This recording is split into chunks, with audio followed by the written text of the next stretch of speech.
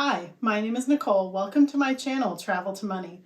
In this video, I will talk to you about using your assets, your stuff, to make you money. I'll cover some things you've probably heard of before and also a few things that you may have never imagined. This video is about using the stuff you already have to make you money. If you are new here, I have created this channel to help you learn about how to travel, adventure, and have fun on the road to financial independence. I have traveled the world, paid off a house in Spain, and I've made big moves toward financial independence. I believe that the road to financial freedom can and should be fun. I hope that you'll subscribe and join me on this journey, no matter where you are starting from. In the second video I made on this channel, I talked about how Airbnb launched my travel adventure. In this case, I owned a home, and being able to rent out that home on Airbnb was making me a second income. I had never before had an asset of mine that was making me money without much work on my end. Let's start by defining what an asset is exactly. Basically, it's something that belongs to you that is either making you money now or has the potential to make you money in the future. It is something of value. This could be a house, a car, an expensive piece of jewelry, owning land, or even something like an old baseball card that is of value.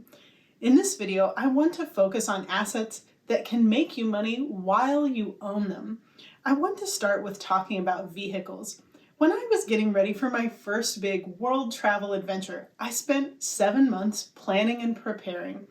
I was doing everything I could to keep from spending money and also trying to use my extra time to make money. I ended up using some of my evenings to drive for Uber. I figured I could sit at home and watch Netflix for 2 hours, or I could use that 2 hours to go out and make a little money. Now, the asset I was using was my car. In this particular case, I needed both the asset as well as my time in order to earn income. This is not the most optimal scenario, but I didn't have the availability for a part-time job, and I was first prioritizing freelance projects like graphic design before I would spend any time driving for Uber. It was only when I had a few free hours to spare. Now, I also enjoyed driving for Uber because I met a lot of cool people and I had a fun story to share about getting ready to travel. Plus, I had a nice car, and to be honest, people treated me with more respect because they liked my car. It's kind of sad, but it's the reality. I'm not recommending that anyone become an Uber driver, but I'm just showing you how I used one of my assets for the first time to make a little money. You also have to keep in mind that any asset you have will require maintenance costs, and something like a car will lose some of its value as you add miles to it or if anything happens to it while you're driving. Now, let's briefly talk about using cars for delivery. Uber Eats and other delivery services are a way that you could use a really cheap and old vehicle to make money as well. In this case, you wouldn't have to worry as much about the miles and the wear and tear, as the car may have been of little value in the first place.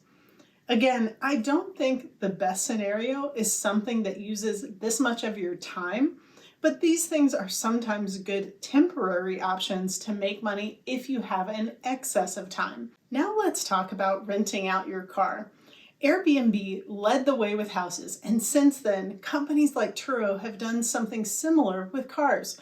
Rather than having to go through a car rental company, why not let individuals rent out their own cars?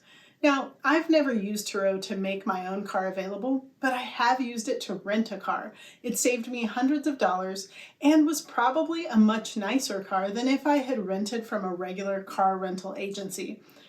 I talked for a bit with the owner when I brought the car back to her. This was in the middle of the first year of the pandemic. The woman I rented from had not been able to work due to the pandemic.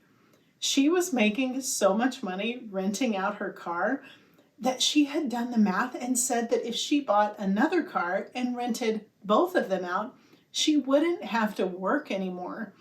Of course, she seemed to be the type of person who leads a really simple life, so maybe her expenses are minimal. Personally, I think this is a step up from Uber or delivery driving. This still requires some work, but it is much less of your time in exchange for the money you get out of it. I will save the specific details for another video, but companies like Turo do provide insurance options so that you don't have to hassle with getting extra coverage. In a scenario like this, you have to consider how much you're making and see if it's worth the exchange, not only for your time, but also knowing that the car will lose some of its resale value as miles and wear and tear are added. Lastly, in the vehicle section, I want to talk about campers and RVs. About a year ago, I saw a listing for a fully renovated 18-foot pull-behind camper for just $6,500. As soon as I saw the photos, I knew I wanted it, and I knew that the price listed was low in comparison to others I had seen. I bought the camper, and for the last year, although I haven't had the chance to take it anywhere, I've really enjoyed chilling in it on cool weather days. The ambiance in this camper is legit, and I love spending time there.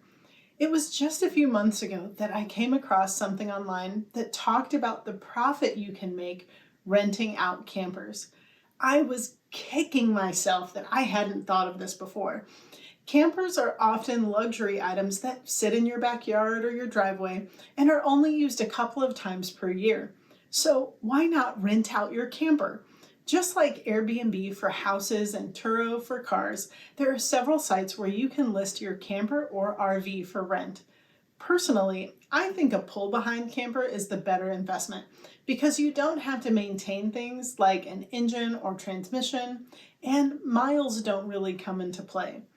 Now, campers can be expensive to repair. My camper just went in to have the roof replaced, and it's costing me a hefty $3,500.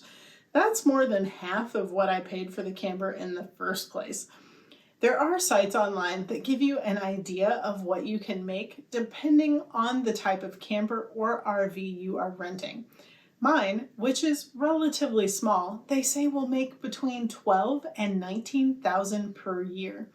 That pays for the camper itself in less than a year of rentals. Depending on your camper, you also have to think about the work you have to put in between rentals. Cleaning the camper inside and out, as well as making sure the sewage was dumped. Well, I would imagine that could offer some stinky situations. We'll go ahead and move on to the next section, but be sure to tell me if you know of other ways to make money with your vehicles. Now I want to talk about making money with your properties. Let's start small and work toward the big. Have you ever thought about renting out a closet, garage, or shed for storage? There are sites like neighbor.com where you can list your attic, garage, shed, closet, driveway, or whatever space you have as a storage area for renters. Depending on the type of space you are renting, you can make between $50 and $600 per month. If you have the extra space, this one is sort of a no-brainer. This is also a site you can use if you simply have a lot of land. You can rent the space to someone who wants to store a camper, boat, or vehicle. Now let's move on to actually renting out your house space. If you own a home, you have several options. If you are living in the home, you can rent out one or multiple bedrooms. I rented out my smallest bedroom on Airbnb with a shared bathroom and made between $700 and $900 per month. Another option is renting out a space on your property that you live on. For example, you might have a mother-in-law suite or a camper on your property. If it has its own private bathroom, kitchen, and entrance, you can make more than if you simply rented out a bedroom. Up from that would be renting out your entire home. For this, you can list on multiple sites like Airbnb and VRBO. Obviously, you can also just operate your home as a normal rental property where someone rents the house, usually for the term of a year. Personally, I think short-term rentals like Airbnb make quite a bit more money and also allow you the flexibility of blocking off dates and using the space for yourself when you want to. Although you do have the added upkeep and management. The next way to use your home or property could be for events. Do you have a beautiful home or piece of land? You may be able to rent out your space for small weddings, parties, meetings, photo shoots, and more. The cool thing about this is that you are able to charge by the hour and have the potential to make some big money. So those are my thoughts on how you can use your stuff to make you money. Have you found other ways to make money with the stuff that you already have? Let me know in the comments. I might make videos that are more of a deep dive into some of these areas, so let me know if there is a particular one that you are interested in learning more about. Please don't forget to give this video a thumbs up and subscribe to join me every Sunday where travel and adventure build financial freedom. I can't wait to see where your dreams will take you.